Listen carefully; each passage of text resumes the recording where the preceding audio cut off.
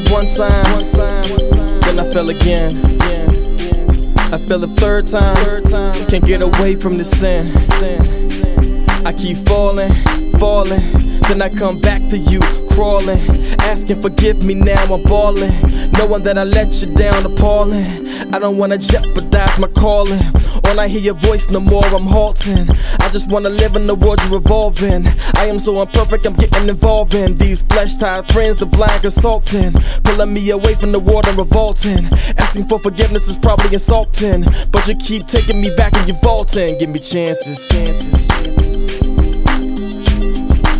You keep giving me chances. You give me chances. You just keep giving me chances.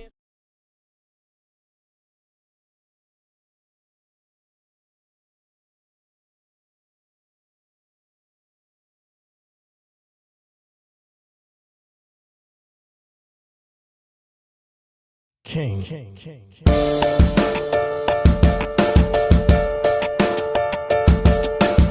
Royalty, stand up, brand up, fam up, hand out, no way, hands up, know what, name that, it's mine, claim that, it's time, message, we shine, above all, the decline, the darkness cannot last, the shadow of my past, before I gain knowledge of heritage, I have the bloodline that I share, most powerful out here, the mover of mountains is who I am touting, the richest among us is who I'm the son of, from sundown to sun up, that's how I the come up, position is just mine, the favor in due time, can't have it, man, you lying, the powerless, you trying, enemy beneath me, there's nothing to teach me, the people receive me, cause my God complete me, and my God does keep me, and my God they free me, and my God redeem me, and my God relieve me, I'm king of the million, crown me, I am winning my position, God's giving, God's in it, God's surely king.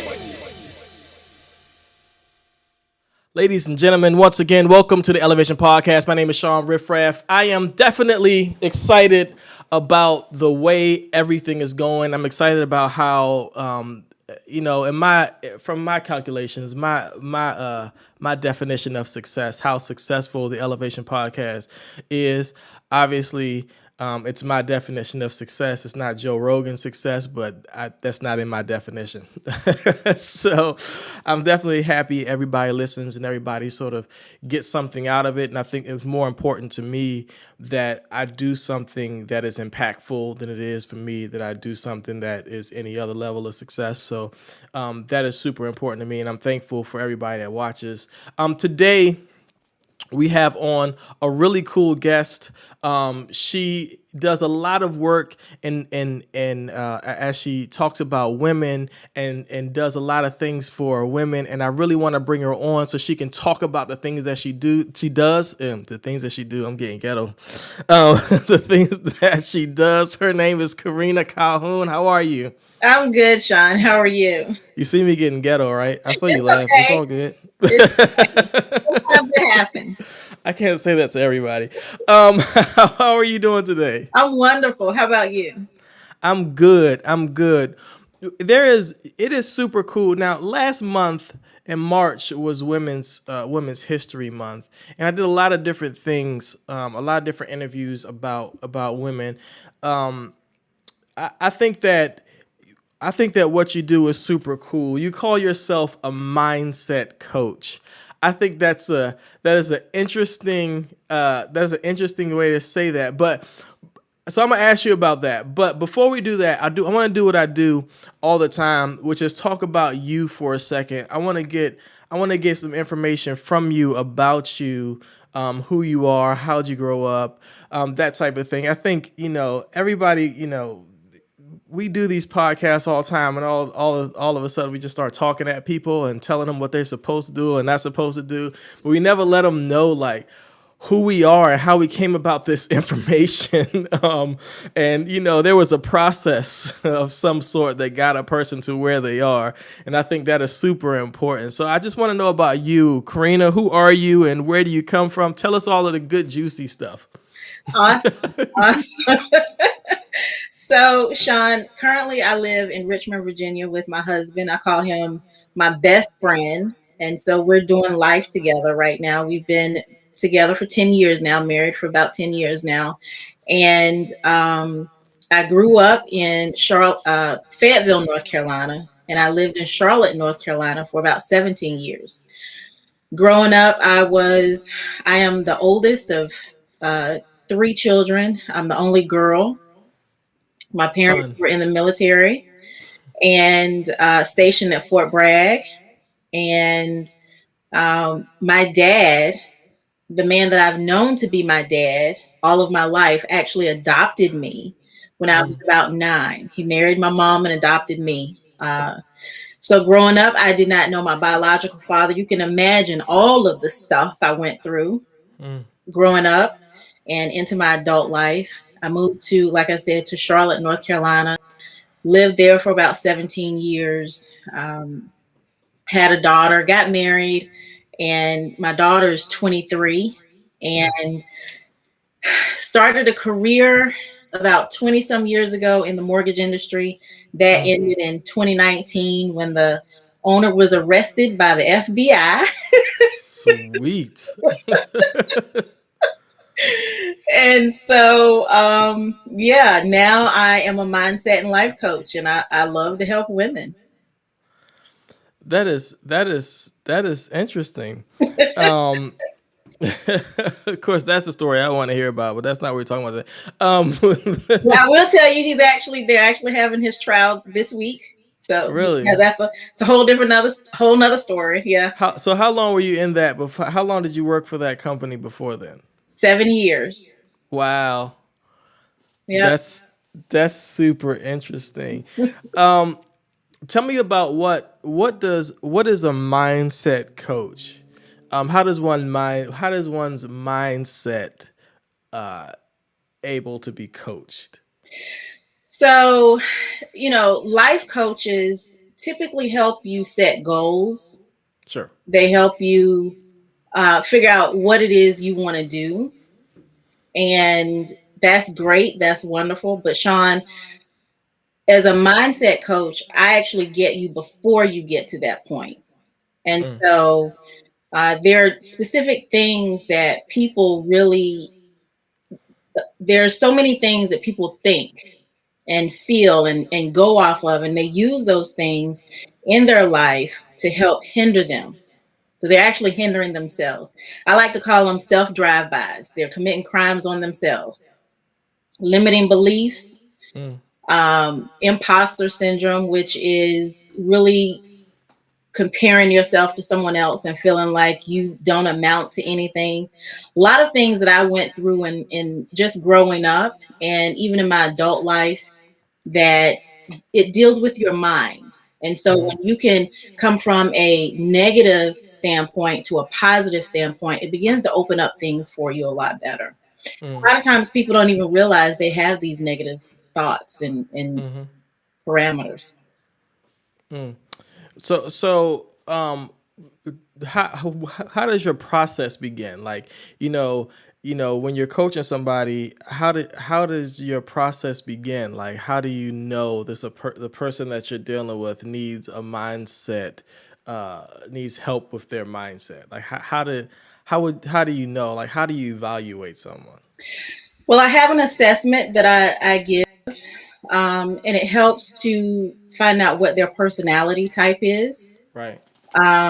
And then going from there, I ask them a series of questions. What do you think about this? What is your take on this? Different things like that. And then we go from there and really taking them through a journey. It can be a 6-week program or an 8-week program, but really finding out where they are and where they want to be.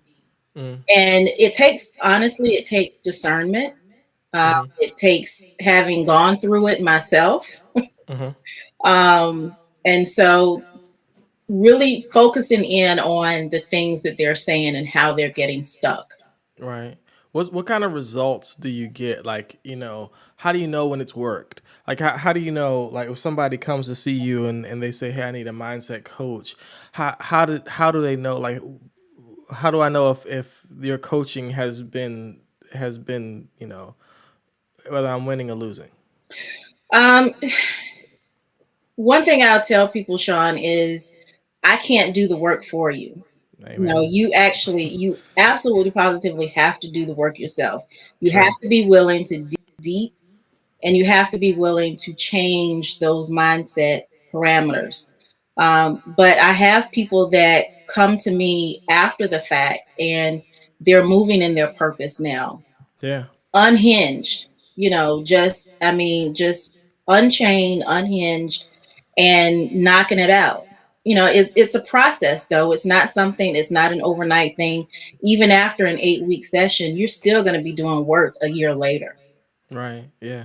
Yeah. Let me ask you something. You use the word that strikes me as a word that we use in church a lot. You use the word discernment.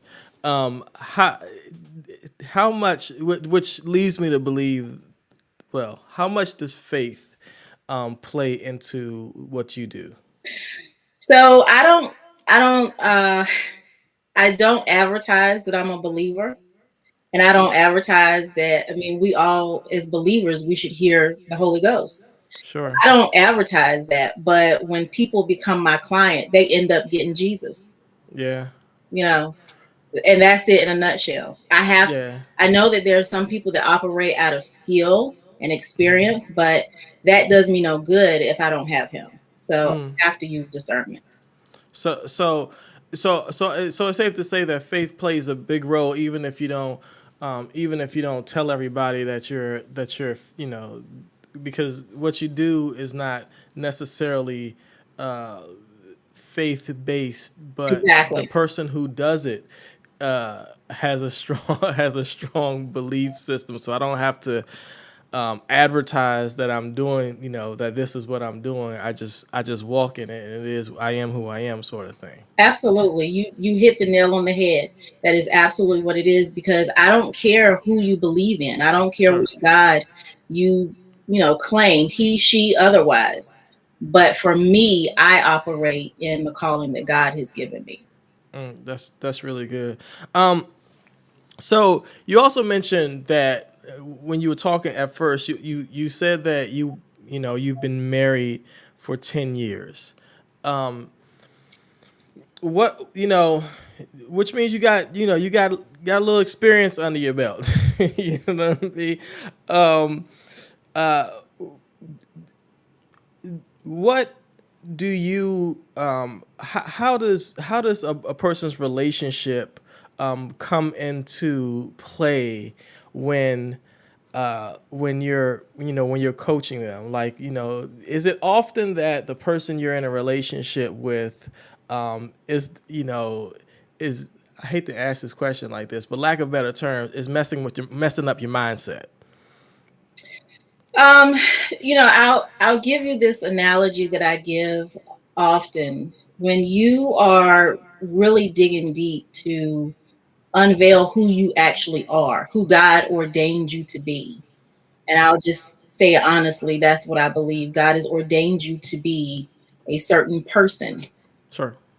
When you do that and you begin to peel back all of the different layers that the world has placed on you, it's almost like you have a knickknack that you have put on the shelf. And if you think about a knickknack that has been put on a shelf and dust is collecting on it and it hasn't moved and all of this stuff. But then when you move that knickknack and the dust begins to kick up, it's the same concept.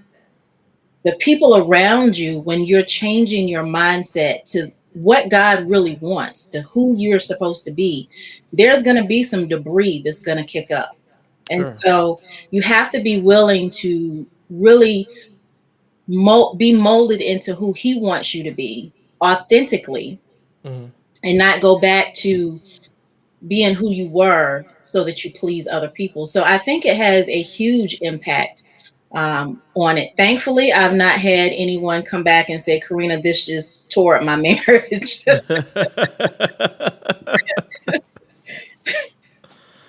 You also said something in your when you were talking about your life. I find super interesting. You said you went through the dramatics of not knowing who your biological dad is. What sort of dramatics? What sort of dramatics is that? Because I'm sure that there are a lot of people who are in that position with you who not only don't have a relationship, have no idea who the person is. Um, what would you say is some of the dramatics, and how do you think that really affected your life? It affected my life. If I could just answer that last part first, Yeah. it affected my life tremendously. It ruled my life for a long time. I became a functioning alcoholic Mm, for many years. mm, Um, I dealt with rejection, low self-esteem, low confidence, you name it, I dealt with it. I dealt with really and truly not knowing who I was. mm, Um, and I'll, since this is a Christian based show, I'll go ahead and tell you, I got saved in my home, waking up one morning after I had, just said, okay, God, I can't keep drinking because I felt like I was dying. I knew I was dying because I mm, drank so much. And so I got saved in my home. It was a televangelist on TV and said, if you want to know this man named Jesus, if you want to know this love, and that was what I wanted. The love. There was a love that I had been missing, even though my dad, who raised me, who adopted me, did a phenomenal job. I mean, he was that dude, but mm, I needed a love that was not there, but it was in my mind. mm, And so, I got saved in my home that morning by myself. And the Lord told me years later, He said, my people are in an identity crisis. mm, And so that was one of the turning points for me to be mm. able to help women. Yeah. Because it's not just women, but that just happened to be, the direction He wanted me to go in. But Sure. it absolutely had a very traumatic and deep impact in my life. Mm.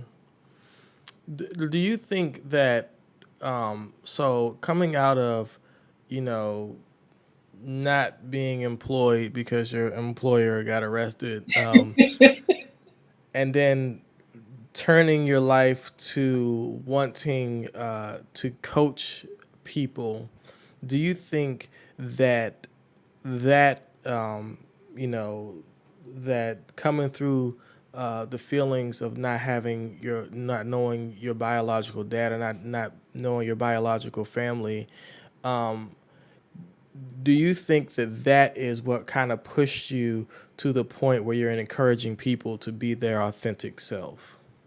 Absolutely. I started this, Shawn, not as a life coach or a mindset coach. I started this in ministry, Mm-hmm. just doing ministry, just doing what God told me to do, Sure. not putting a name to it. I mean, Mm-hmm. I preached, I did all of those things, but it was going for women specifically, and Mm-hmm. gave me this love and this ability to really not judge. Mm-hmm. I can't judge you because I've been there. And so when I did decide to move out into entrepreneurship, it was a no-brainer. I mean, Mm-hmm. initially it wasn't, but at some point I just said, okay, I had to really truly hear what God was saying, and that was, this is what I've called you to do. You've been doing it for many, many years. You just didn't put a name to it. Right. Wow. Um, so, you know, one of the things we talked about off camera, was important to you, is to talk about, being your authentic self. Can you go into that a little bit? Like, can you go into what that means? Um, you know, can you go into what that means? Yeah. So, one of the things that I believe is that God says in his word that I knew you before you were in your mother's womb. That Sure. means there was a conversation that Mm-hmm. you and He had. Sure. And He told you who you were. He told you what your purpose was. But then when you are birthed, there are layers and layers of the world and Mm-hmm. community and Mm-hmm. family beliefs and all of this stuff that's packed on. And at some point you don't become you anymore. Right. And so when you become your authentic self, you dig through all of those layers and you find out really and truly who you were destined to be, Yeah. unapologetically. Mm-hmm. Shawn, there's this thing that, and we talked about this briefly, there's this thing that's The world is saying show up as your best self or show up as the best version of yourself. Sure. My beef with that is if you show up as your best version of yourself today, how do we know that that version didn't expire yesterday? Mm, So I want people to be their authentic selves. When you can be your authentic self according to God, and you can really pull your vision towards you according to Him, yeah. then that's when the life coaching comes in and I can help you really crush your goals. Because you're Mm, not worried about trying to figure out your best version of yourself. You're not trying sure. to figure out what dreams you're chasing. You're not tired because you're chasing something that's not yours. You're not Hmm. focused on those two things. You're actually now focused on, okay, I know all of this. I know my authentic self. I know my purpose. Now I can really, really crush these goals. So your authentic self is who you were ordained to be. Mm. Is that related to if someone says, 'cause you talk a lot about purpose, if someone says I'm looking for that thing that is my purpose, is uh does a mindset coach help you hone in on that and find out what it is that God sort of created you to do? I do. Mm, I do. Now, do other mindset coaches do that? I honestly don't know. right. But I do. That is one Uh, thing that I do. so someone's watching and they're that struck a chord. They're looking for, I get, they're out here trying to figure it out, trying to figure out what it is that they are, they're supposed to do in life. What is something, how can they go about, finding what it is their purpose in life is? I would say a couple of things. Go back to think about when you were a child. What were the Mm, things that sparked your interest? sure. What were the things that really excited you? And then even as a young adult, those same things. What are some things that when you are doing them or you are in the thick of that, it just the inspiration is internal. It comes Hmm. from within. And so you're able to just move through it with no issues. And so I would say go back childhood. Start Mm, there. Start there. right. What were the things that really, really ignited that fire in you? Would you say that that's before, like, go? Would you say that you should go to the point um, before everything became realistic, like before you realize that like I gotta do what I gotta do to keep food on the table or bills paid or whatever the case is, like what did you want to do before the world became like realistic, like is that why you say child? Absolutely. You go back to when you were a child and there were no hindrances. It Yeah. was, it didn't matter what amount of money it was going to cost. If you wanted to be, I don't know, whatever it is you wanted to be, you go back to that and you look at also, Sean, you look at the influences that the people around you had. And you think about, are these influences or beliefs that I really, really resonate with, Yeah. you know? And so you Yeah. have to begin to pull those layers off, Mm, really find out what your purpose is. Because yeah. sometimes people will place those beliefs on you and it's not really what you want. Yeah. when i was um when I was looking through all of the things, you have so many things on your link to go through. I was looking at things. You have like events and stuff Mhm. coming up, or women's groups, that type of thing. Can you tell us about some of like the stuff that you do, the events that you throw? Like what do you do at said events? Like So the last event that I had was in March, and it was a whole person summit, and we Mhm, talked about mind, body, and soul. I talked about the mind. I had a personal coach who talked about the body, getting the body together, and then I had another minister who talked about your soul. And Mm, so in this particular instance, and not all of my events are faith based, but in this particular one, it was. And we talked about those three things, those key things that really help us be who we are, and sure. those things that we need to really work on. Mm, Um, and so I have events that really, Shawn, I feel like we have had so many conferences where we've gotten a t-shirt, we've gotten a tote bag, sure. all of this stuff, but I like to have events where we're giving out true strategies to help you make what I like to call bold steps. So Sure. all of my events, you get strategies. You don't just get empowered and say, "Oh yeah, you can go be a millionaire." I don't care Right. about that. Right. I want to tell you, I want to show you how to do the things that we're talking about. Mm. What events do you have coming up? Like, do you have anything particular on the schedule happening soon, or I do. I actually have a 90-day elevate your mindset journey for I like the women, name. and that's 90 days, and I'm really excited about that. I'm I sorry, like what the did you say? name. Yeah, absolutely. Jay. And so I'm really excited about that. And this is a journey where I will be providing not just affirmations that sound good, Hmm. just, oh, that's a nice affirmation. They'll get daily affirmations. They'll also get weekly exercises to help build the mind, pull Okay. away some things that are not serving us, and then Hmm. build it from there. And it's chock full of goodness. It's not just to say, hey, this is just something to do. Mm. It's really full of strategies. Mm.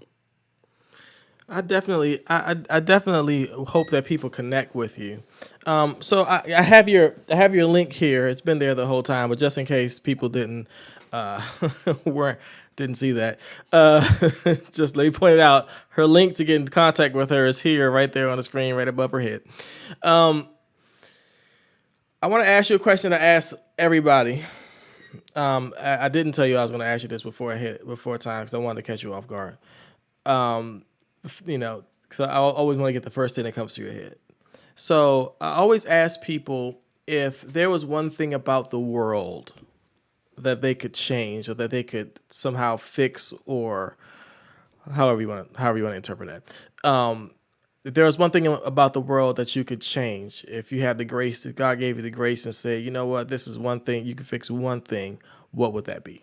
It would definitely be people living in their purpose. Mm. Definitely. Listen, that's good. That's really good. I think that's the first time anyone's ever said that, and that's cool. I get a lot of different answers. This is, I think, I don't know. I've been almost 2 years doing this, doing this podcast. I get a lot of different answers. I Yeah. think that everyone living in their purpose is that's a first. So that's pretty awesome. Well, if I could add this, the reason why I say that is Sure. because the Bible says that every joint supplies, and so I Mm. believe if everybody is in their purpose, Mm-hmm. then things will go a whole lot better. Yeah, everybody's playing their role, Yes. and doing the thing that they bring to the earth, whether it be Yep. whether it be something extraordinary like that we see as extraordinary big, Mhm. um, like the clouds, the rain, or the earthworm. They all do something. They Right. do their part in nurturing the land. Listen, I really appreciate you coming on. I really appreciate you us having this conversation. I think that it's going to bring a lot of value to the people that are watching it.